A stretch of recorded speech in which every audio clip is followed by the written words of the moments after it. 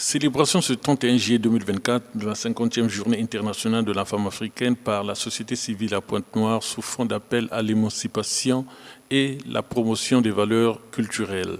Au Congo, la situation sur les droits des femmes connaît une amélioration, a fait savoir Jean-Claude Mabiala.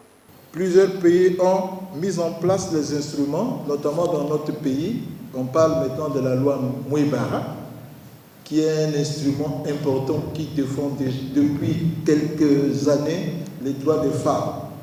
Nous constatons que ce département, par l'intermédiaire de Madame la ministre, est en train de faire déjà beaucoup d'avancées et nous espérons que c'est une année où on devait revaloriser, n'est-ce pas, comme on l'a dit dans le thème, notre culture, mais aussi réfléchir dans les droits.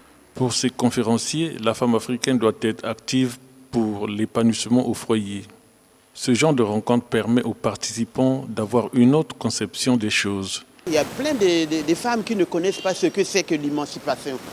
Comme ils confondent même pour la journée de la femme qui se passe ici, ils font des fêtes. Mais c'est pas ça. Nous, on rigole même parce que quand on voit ça et tout, dans les réseaux sociaux, on rigole parce que c'est pas ça. C'est montrer la valeur de la femme. À la fin de leur formation, ces participants ont reçu leur certificat.